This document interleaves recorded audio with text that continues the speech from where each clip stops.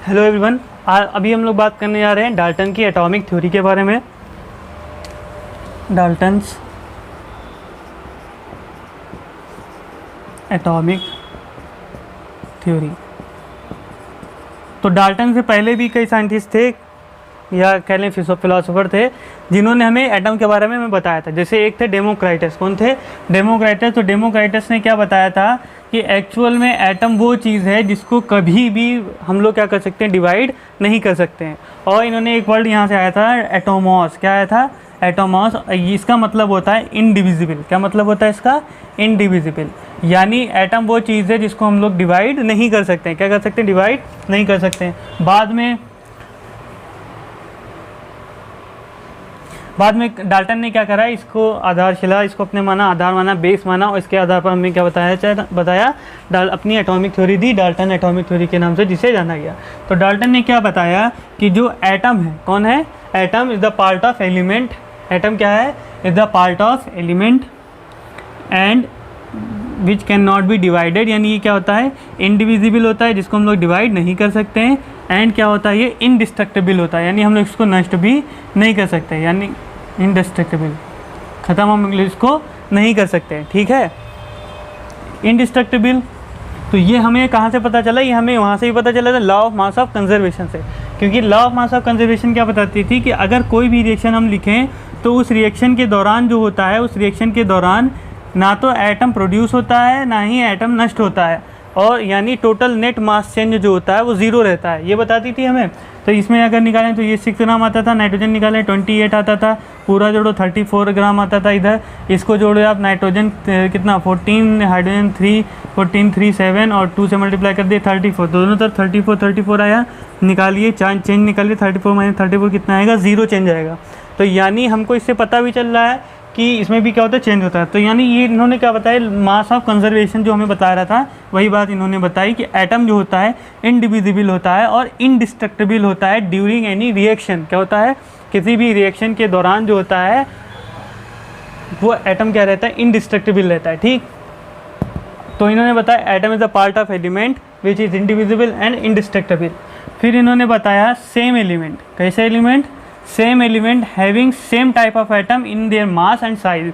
यानी जो same element होंगे उनके जो एटम होंगे वो क्या होंगे? सेम होंगे। किसमें? मास और साइज़ में। सेम एलिमेंट के जो एटम होंगे वो क्या होंगे? सेम होंगे। सेम एटम्स इन किसमें सेम एटम होंगे? इन मास एंड साइज़।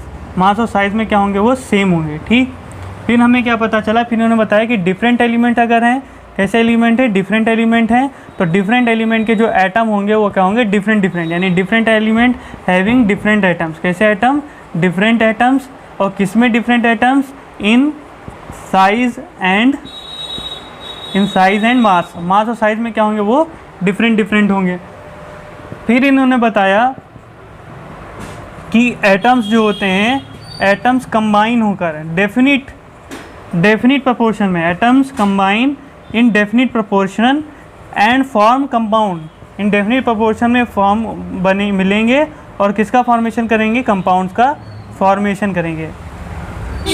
कंपाउंड्स का क्या करेंगे? फॉर्मेशन करेंगे। और एक बात जो यहाँ पे इन्होंने बता दी थी कि जो एटम जो है, atom takes participation in reaction.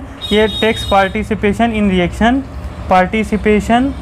In reaction and during chemical reaction it neither created not destroyed. ना तो केमिकल रिएक्शन के दौरान इसको ना तो हम क्रिएट कर सकते हैं ना ही डिस्ट्रॉय कर सकते हैं। तो क्या क्या बताया डाल्टन ने? बताया कि जो atom is the smallest part of element, ये सबसे छोटा पार्ट है एलिमेंट का, which can not be divided, यानी ये इनडिविजिबल है एंड इनडिस्ट्रक्टेबल है।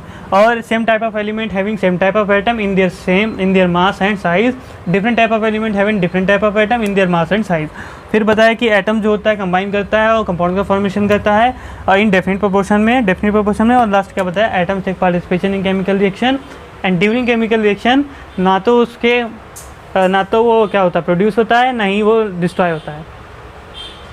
लेकिन इन्होंने क्या, इनके जो बहुत सारे इनके जो पॉइंट थे वो क्या होते थे?